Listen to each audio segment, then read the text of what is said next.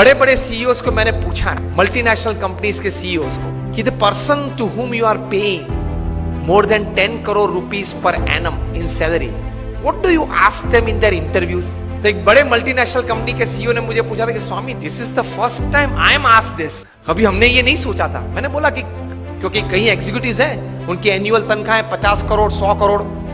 मैं जागृत अवस्था में बोल रहा हूँ। ये बहुत बड़ी सॉफ्टवेयर बनाने वाली कंपनी है,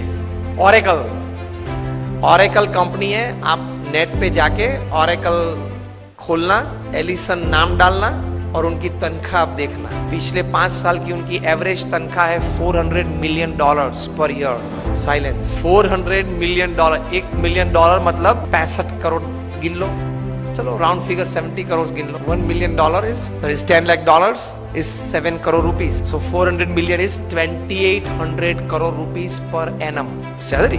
अब देख लेना, मैं नाम देता हूं, Allison, ELLISON, he is the CEO of Oracle। अब नाम देख लेना। अभी परसों ही आपने सुना होगा सुंदर पिचाई का, गूगल के सीईओ, पर डे की सैलरी 3.5 करोड़। परसों ही न्यूज थे, हाँ 2 दिन पहले न्यूज थे। लास्ट ईयर फाइनेंशियल ईयर की पूरी सैलरी उनकी 1285 करोड़ थी।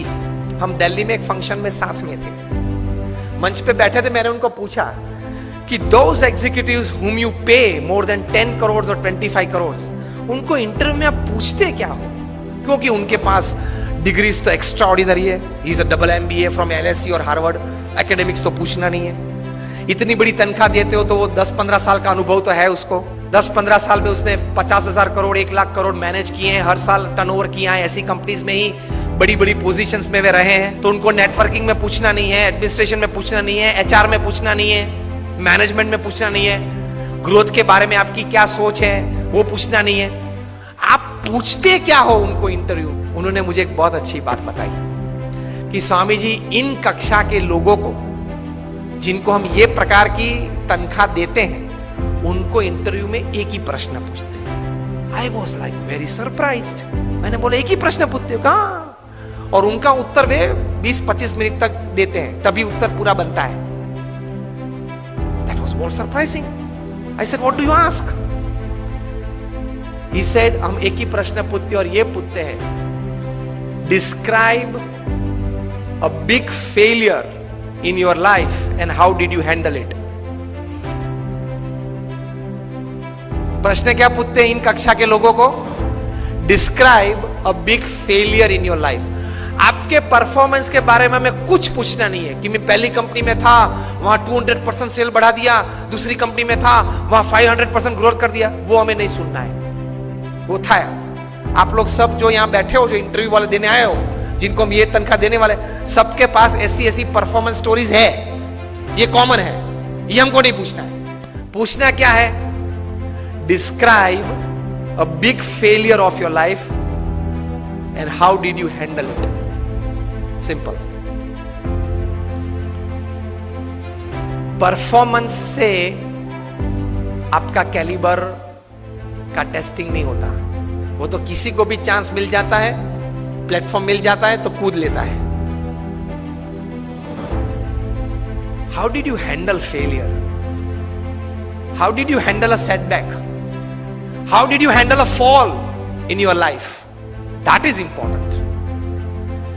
क्योंकि अब रूटीन में जब हमारी अगर हमने आपको हायर कर लिया, रूटीन में हमारी कंपनी चलती होगी, तो आप तो अच्छा परफॉर्मेंस दिखाई नहीं वाले हो। लेकिन कंपनी में अगर बड़ी आफत आ गई तो आप क्या करोगे वो बताओ। बाकी तो आपकी जगह और कोई भी ये कंपनी चला लेगा।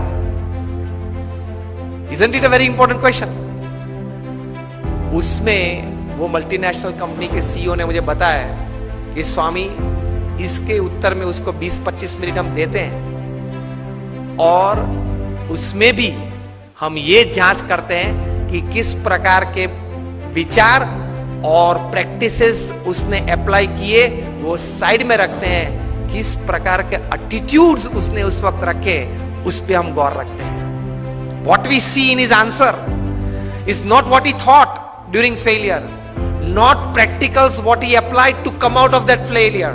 What we see is what type of attitude he kept when he was a failure, when he met failure in his life. तो महान लोग ये परिस्थिति में इस प्रकार के एटीट्यूड रखते हैं। तो इसमें ये बात आती है गम खाने की। ये बहुत बड़ा विचार जो प्रमुख स्वामी महाराज ने दिए, उसमें कई प्रकार के ऐसे अर्थ आ जाते हैं। That is the greatness of life. How do you handle failures? Failure handle में सिर्फ आपका एटीट्यूड, एक ही शस्त्र आपके पास रहता है। हां, ऐसी परिस्थितियां जीवन में आएगी जब आपके मोबाइल नंबर में 400 फोन होंगे, किसको फोन करूं वो तकलीफ में आ जाएंगे आप। Even if you are the Sahara of thousands of homes, when you are lying बेसहारा in Tihar for 4 years, किसको फोन करूं? उनके मन में भी दिक्कत होगी ना कि अभी 4 साल से 10,000 करोड़ के रुपए के व्यक्ति तिहाड़ में हैं, किसको फोन करते होंगे वो? मोबाइल में तो होंगे 1000 से ज्यादा नंबर। आपके सिटी के, बेंगलोर के किंग ऑफ द स्काईज जब भारत छोड़ना पड़ा, तब भारत का पासपोर्ट नहीं यूज कर पाए, डिप्लोमेटिक पासपोर्ट पे भाग गए ना। अभी वापस लाने की सब प्लानिंग चल रही है, आएंगे शायद, और अगर मुंह खोलेंगे बड़े बड़े तकलीफ में आने वाले हैं। तो फेलियर्स जब आते हैं तब एटीट्यूड्स किस प्रकार का रखते हैं, that is very important in life. Blame game चालू हो जाती है। तो ये व्यक्तिगत जीवन में है। तीसरा एक बात कार्य दृष्टि से कि कर्म करना हमारा अधिकार है, फल पे हमारा अधिकार नहीं है। If there are 100 things which are in your control that you can effect the end result, there are 1000 factors which are not in your control which can negatively effect the end result. Yes और no? आपने बड़ा अच्छा धंधा चालू कर दिया लेकिन government की पॉलिसी बदल गई तो? आपने स्टैंड का धंधा चालू कर दिया और गवर्नमेंट ने कैप रख दी, क्या करेंगे? रख दी है, और कहीं कैप्स आने वाली है। मतलब there are thousands of factors which are not in your control which can actually affect the end result। इसलिए श्रीमद् भगवत गीता में भगवान श्री कृष्ण ने लिखा है कि you do your job in the best knowledge and the best practices that you have, and result Lord Krishna says I will decide. आपके पूर्व के जो कर्म हैं, आपने जिस भावना से वो कर्म किया है, जिस स्वार्थ से वो कर्म किया है, जिस एक दोनों को धक्का मार के आगे निकल गए हो, वो सब भी गिनती में तो लेना पड़ेगा ना।